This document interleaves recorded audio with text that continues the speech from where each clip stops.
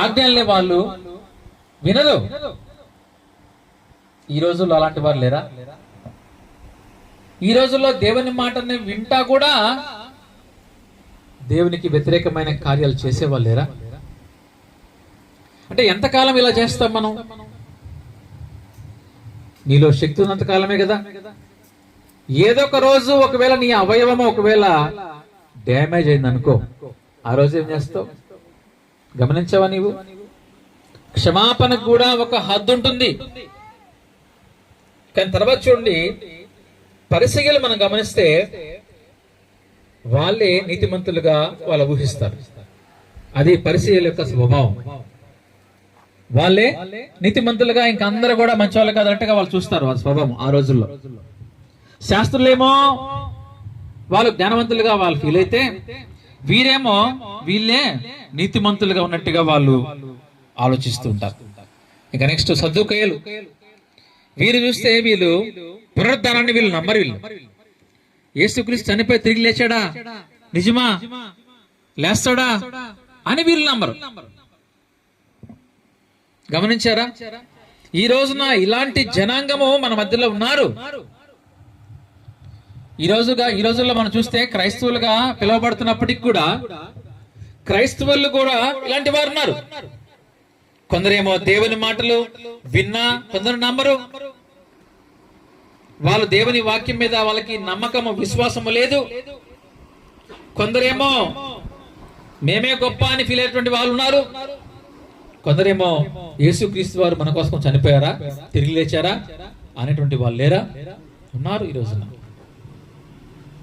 ఈరోజు ఆ రోజున వాళ్ళని క్షమిస్తున్నాడు, ఈ రోజు మనల్ని కూడా ఆయన క్షమిస్తున్నాడు. హల్లెలూయా. ఈ రోజు ఆ క్షమాపణ మీకు లేకపోతే ఇక్కడ మనం ఈరోజు కూర్చోలేము, ఈవెన్ నేను కూడా. కానీ ఆ క్షమాపణని మీరు చులకనగా తీసుకోబాకండి. పిలాతు ఒక విషయంలో భయపడ్డాడు. చూడండి, మత్తయి సువార్త 27వ అధ్యాయము 19వ వచ్చి చదవండి.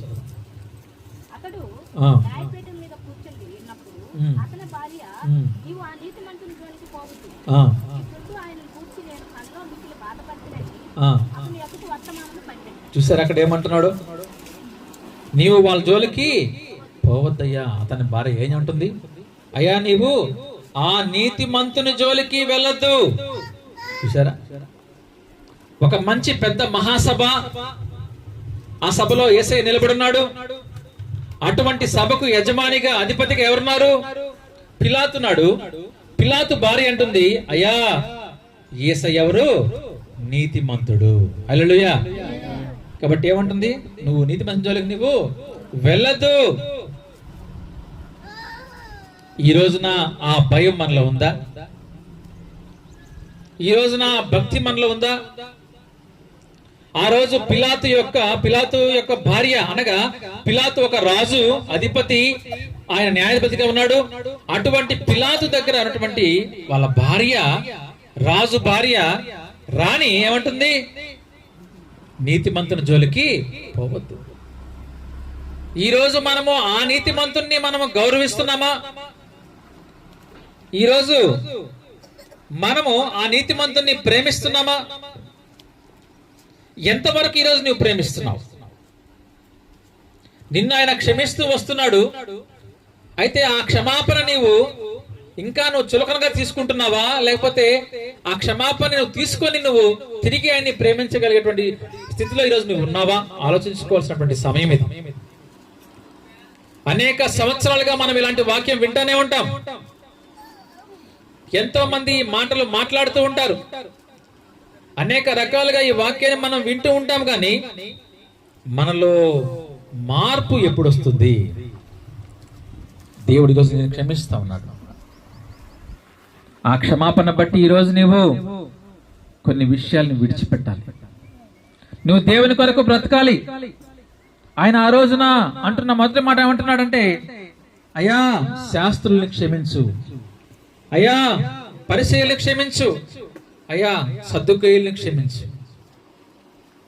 ఎవరైతే ఇక్కడ ఈ చేరి ఉన్నారో ప్రజలందరూ కూడా నా మీద ఉమ్ము వేశారు, నన్ను కొరడాలతో కొట్టారు, నన్ను హింసించారు, అయినప్పటికీ నేను వాళ్ళ మీద కక్ష చేయను, కానీ వారిని క్షమించు ప్రభువా.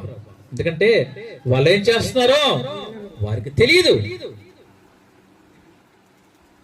వారు ఎవరిని చేస్తున్నారో వారికి తెలియదు. ఎవరైనా ఈ లోక రక్షకుడు అనే విషయాన్ని వాళ్ళు గ్రహించలేకపోతా ఉన్నారు. వాళ్ళ కళ్ళు వాళ్ళకి అంధత్వం కలుగజేస్తుంది. ఈ రోజున దేవుడు అదే క్షమాపణ ఈరోజు మనతో మాట్లాడుతా ఉన్నాడు. బట్రకాకులు సంఘస్థులారా, మీరేం చేస్తున్నారో మీకు తెలుస్తుందా? మీ స్వభావం మీకు తెలుస్తూ ఉందా? ఈరోజు గుడ్ ఫ్రైడే, ఒక మంచి పర్వదినం, ఒక మంచి పండగ దినం. ఈరోజు మనకు రక్షణ దినం. ఈ రోజున అనేక మంది మందిరానికి రాకుండా వాళ్ళ పనుల్లో వాళ్ళు నిమగ్నమై ఉన్నారు. తెలుస్తుందా వాళ్ళకి దీని విలువ? కొందరేమో పనులకు పోయేవాళ్ళు, మరికొందరేమో ఇంట్లో ఉండేవాళ్ళు, మరికొందరేమో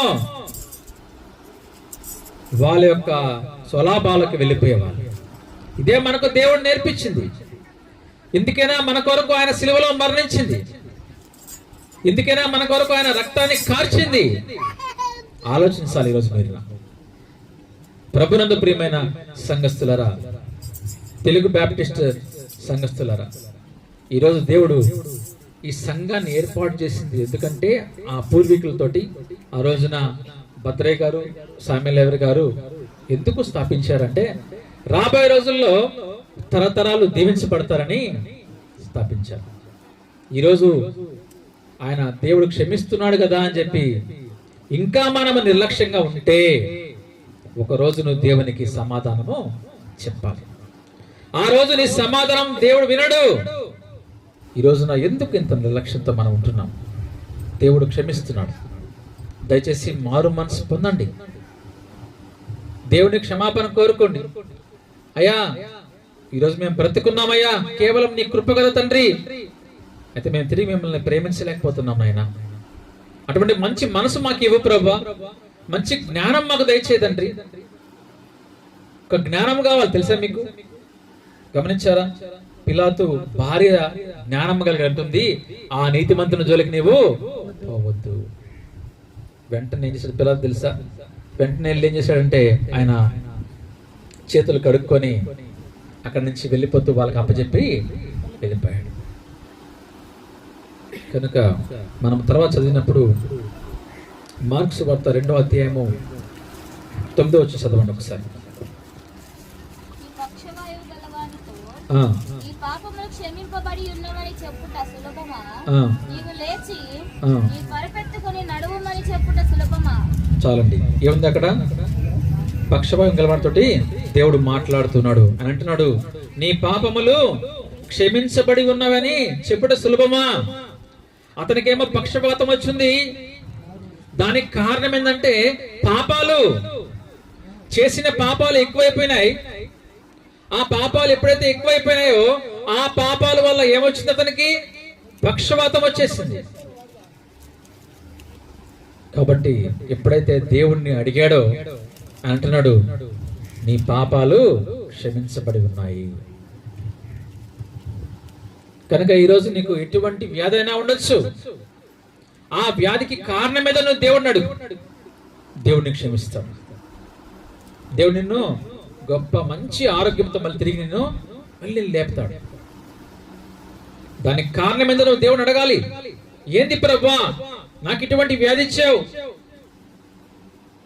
నా ఆరోగ్యం ఎప్పుడు సరిగా ఉండదు, ఏది నాకు ఈ బాధలు అడిగినప్పుడు, బిడ్డ నీ యొక్క పాపాలను క్షమిస్తా ఉన్నాను, నువ్వు మళ్ళీ తిరిగి యథావిధిగా నువ్వు ఉండునుగాక అంటాడు దేవుడు. క్షమాపణ. ఆయన లోకంలో ఉన్నప్పుడు ఆయన అందరినీ క్షమిస్తూ వచ్చాడు కాబట్టి ఈరోజు మనం సజీవులుగా ఉన్నామండి. ఆ రోజు క్షమించాడు, ఈ రోజు క్షమించాడు. తర్వాత చూడండి లూకా సువార్త 7వ అధ్యాయంలో ఒక మాట చూడండి. లూకా సువార్త 7వ అధ్యాయము 48 చదవండి.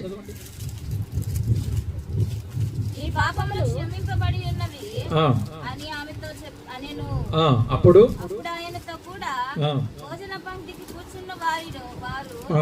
పాపములు క్షమించుచున్న ఇతడు ఎవడెవరి ఆ. తమలో తాము అనుకొనసాగిరి. చూసారండి, ఇక్కడ ఒక ఆమె మనం చూస్తా ఉన్నాం. ఆమె ఎవరు? ఆమె పాపాత్ముడు అలాంటి ఒక స్త్రీ. దేవుడు ఆమె ఏమంటున్నాడు? క్షమించాడు పాపములు. దేవుడు క్షమిస్తూ వస్తున్నాడు. ఈరోజు మనము దేవుని సేవ ఎంతవరకు చేస్తున్నామని మీ అందరూ కూడా ఒకసారి ఆలోచించాలి. ఒక్కసారి ఇక్కడ మీ గుండె మీద చేసుకొని చెప్పండి, నువ్వు దేవుని సేవ నీవు న్యాయంగా చేస్తున్నావా? దేవుడు నీ కొరకు ఈ లోకానికి వచ్చి ఆయన రక్తం కార్చి నీకు రక్షణ ఇస్తే, నీకు ఉచితంగా నువ్వు రక్షణ పొందుకొని ఈరోజు ఆయన కొరకు నువ్వు ప్రయాస పడుతున్నావా? నీ కుడి చేతిని గుండె మీద తెచ్చుకొని చెప్పు. ఒకసారి ఈరోజు నువ్వు ఆలోచించు. దేవుడు నీ కొరకు రక్తం కారిస్తే ఈరోజు నువ్వు ఆయన కొరకు, ఆయన పరిచర్య, ఆయన సంఘంలో నీవంటూ నీ పక్షాన నువ్వు ఏం చేస్తున్నావు? అందుకే ఆ రోజే ఆయన చెప్పాడు, క్షమిస్తూ వస్తున్నాడు పరిసయ్యుల్ని, సదుక్కేయుల్ని.